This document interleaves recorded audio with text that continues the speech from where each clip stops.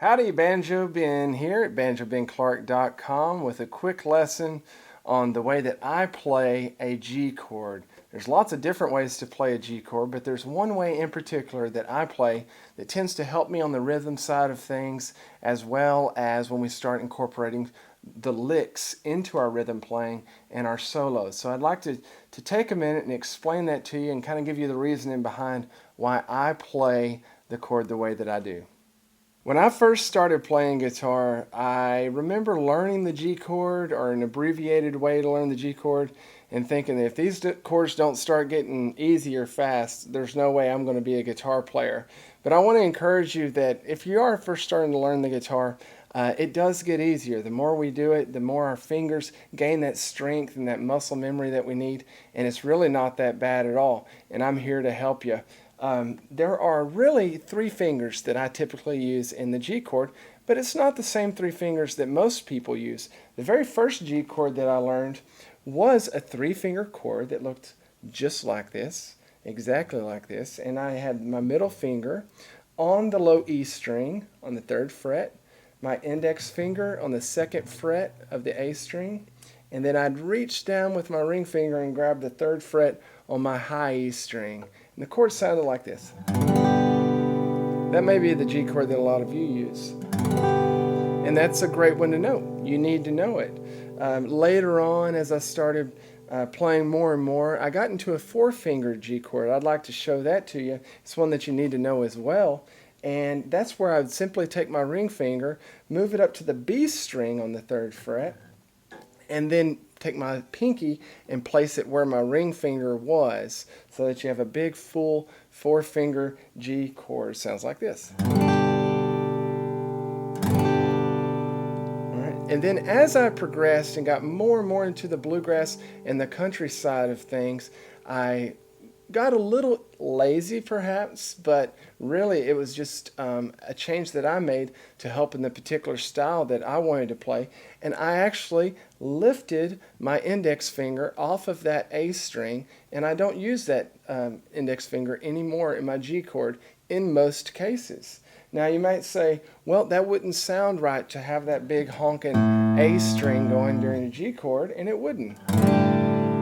It does not sound good. You would be correct.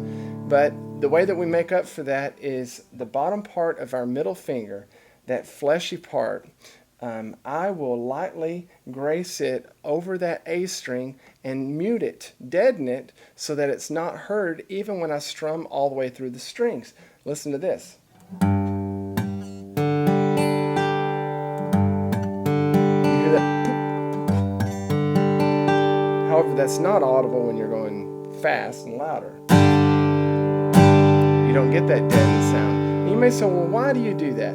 Well, let me explain to you a couple of reasons why I do that. First of all, when I'm playing bluegrass and some country stuff, I like to accent the first beat of the measure. And one way that we can do that is to hammer on to these G chords. Okay? So what I will do at the very first beat of the measure, instead of just playing, I will sometimes reach up and with my index finger grab the 2nd fret on my low E string, lift my middle finger, and then for my very first note I will hammer on to that 3rd fret. Sounds like this. And that just gives us a little bit of power and a little bit of fancy sound and stuff. Pretty cool, huh? Also, I will use my index finger to do other tricks as well, including an abbreviated G lick at the end of my phrases. Sounds like that. I'll reach down and grab the 2nd fret of the D string, do a pull off. Give you an example of that. Right? So I got to where I was using my index finger so much that it got to where it didn't make much sense to leave it where it was. Also, whenever we're playing a G7 chord, or one version of the G7 chord, I will lift my pinky off here and move my index down to the 1st fret on that E string. I know that's a weird looking chord, but it sounds like that. So when I'm getting ready to go to a C chord, I'll use that a lot.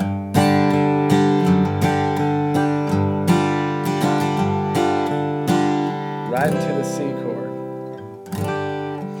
One more and final reason why I like to use this particular shape of a G chord is for rhythmic purposes.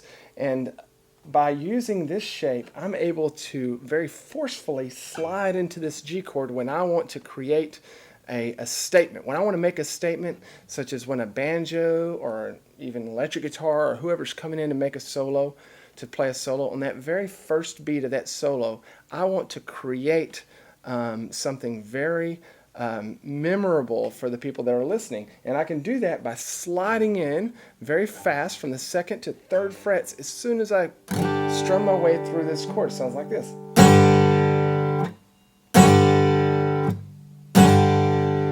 And by doing that, with this particular hand position, I'm controlling a whole lot of these strings that I'm playing. I'm controlling the sounds of this low E string, the A string by muting it, and then also these top two strings here, or bottom two strings, however you look at that. So that whenever I'm coming into that chord, the only ones that I'm not in control of are this middle D and G strings. The same rule applies whenever I want to mute them. So that a lot of times when I'm getting into some syncopated rhythms, I'll lift my fingers and kill a lot of the notes that are being played. Hear that? It's a very good technique. Anyway, I just wanted to take a minute or a few minutes to explain why I play my G chord that way. Sometimes when the song calls for it, I will go back to that traditional way, or maybe play with my last three fingers, as I know some of you do. But a lot of people ask me why I play it that way, and that is why. Hope you enjoyed this lesson at banjobenclark.com.